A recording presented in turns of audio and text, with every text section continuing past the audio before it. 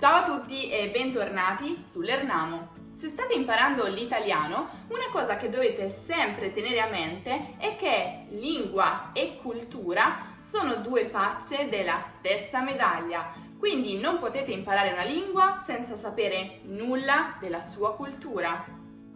E qual è la risorsa, qual è il mezzo più efficace per scoprire di più ed essere sempre aggiornati sulle ultime notizie riguardanti l'Italia?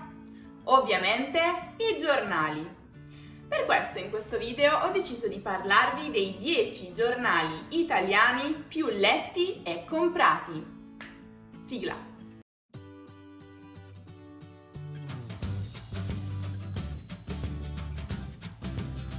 C'è da dire che attualmente sono davvero poche le persone che ancora acquistano giornali cartacei, purtroppo, ma il giornalismo si è spostato sul web e quindi praticamente quasi ogni quotidiano italiano dispone anche della sua versione digitale.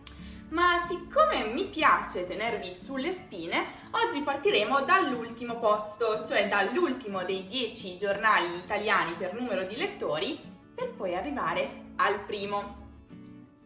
Il Fatto Quotidiano. Rispetto agli altri giornali che vedremo oggi, questo è piuttosto recente, infatti è stato fondato solo nel 2009. Le intenzioni del fondatore, Antonio Padellaro, erano molto chiare. Voleva un giornale che avesse una proprietà e non un padrone, che non dovesse mai chiedere il permesso a nessuno. Inoltre, lo stesso Padellaro ha più volte ripetuto che la linea politica del suo giornale sarebbe stata la Costituzione della Repubblica, mostrando di non volersi schierare né con la sinistra né tantomeno con la destra. Prima di continuare con gli altri giornali, vi ricordo che se siete al di fuori dei confini nazionali italiani, accedere alla versione digitale di questi giornali potrebbe essere difficile, se non impossibile, a causa di quelle che vengono definite georestrizioni. Ma io ho la soluzione che fa al caso vostro. Infatti, se avete bisogno di navigare su siti che non sono disponibili nei vostri paesi, potete usare NordVPN, lo sponsor di questo video. NordVPN filtra la vostra connessione e vi permette di navigare come se steste in un altro paese, nel paese che voi scegliete. E il tutto è ovviamente sicuro e super veloce. Quindi dovrete semplicemente scegliere il paese nel quale dovete fingere di trovarvi e il gioco è fatto. Addio georestrizioni! E tra le altre cose, oltre che essere sicuro, veloce e affidabile, è anche super conveniente ed economico. Infatti NordVPN ha un prezzo davvero irrisorio. Guardate un po' voi.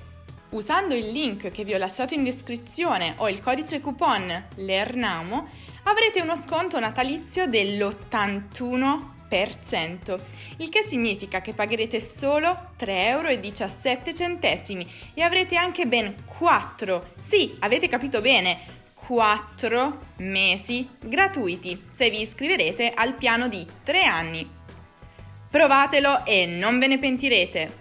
Soprattutto perché offrono una garanzia soddisfatti o rimborsati di 30 giorni.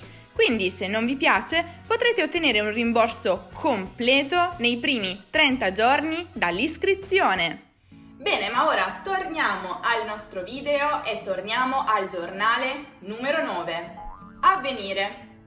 Nato nel 1968 a Milano, si tratta dell'unico giornale italiano di ispirazione cattolica diffuso su tutto il territorio nazionale.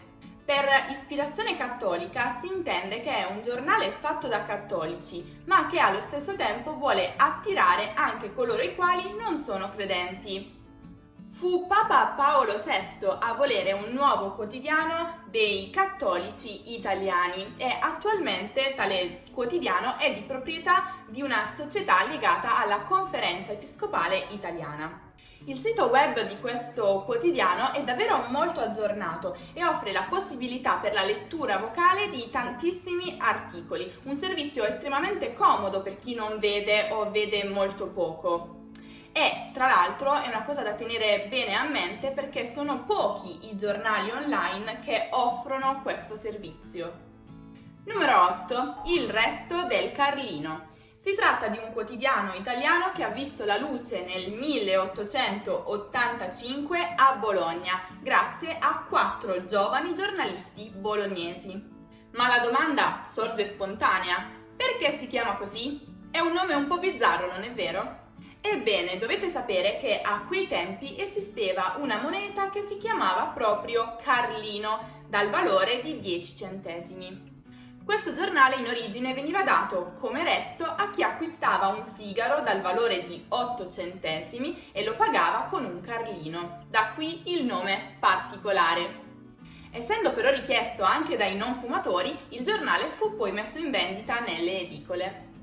Numero 7. Il Giornale.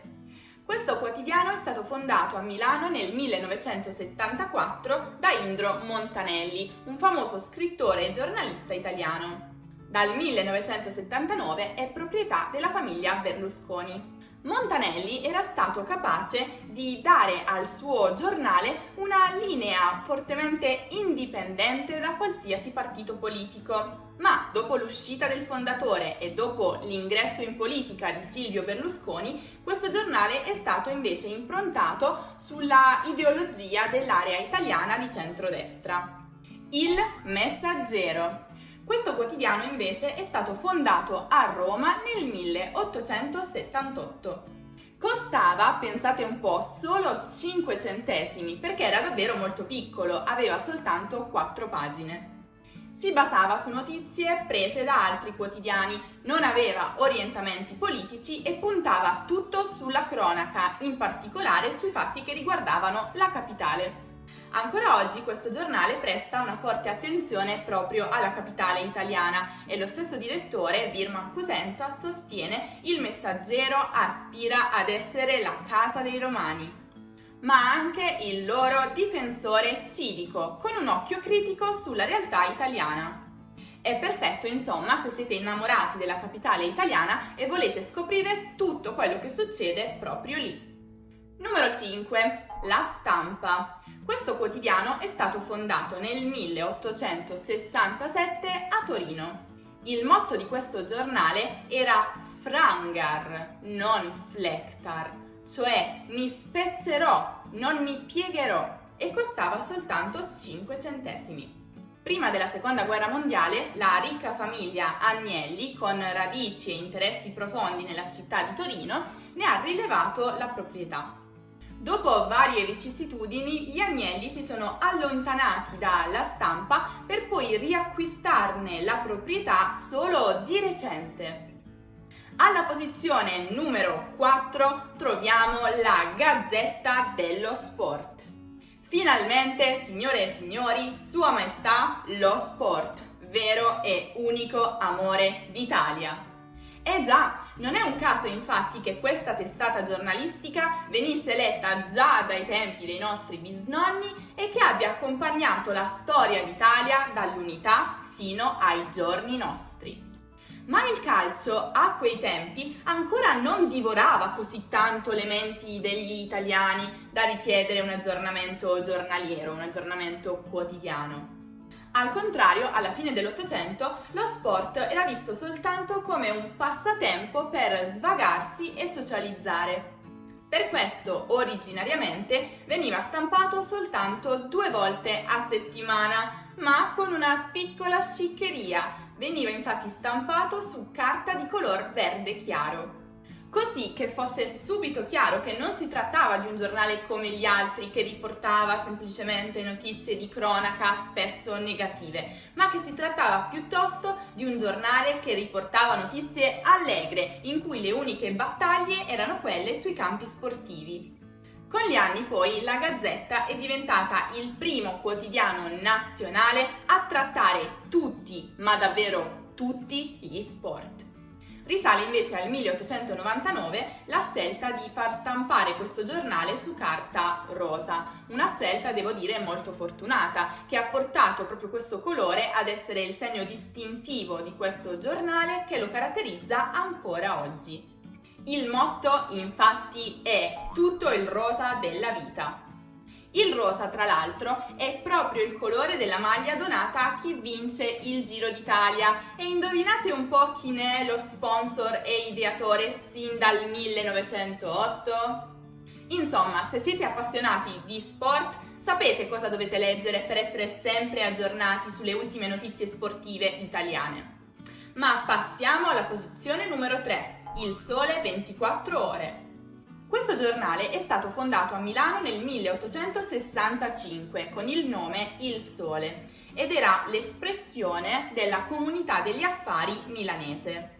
E per 20 anni la testata giornalistica Il Sole è stata proprio accompagnata dal motto Per tutti splende.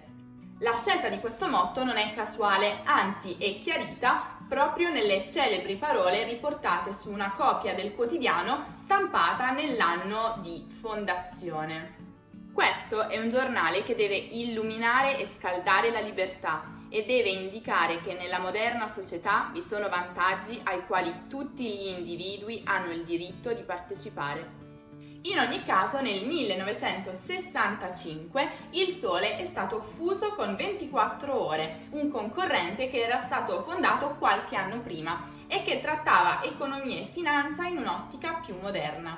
Negli anni 90 si compie poi la svolta multimediale e al quotidiano vengono affiancati anche l'emittente News and Talk Radio 24, l'agenzia di stampa Radio Cor e il sito web ilsole24ore.com.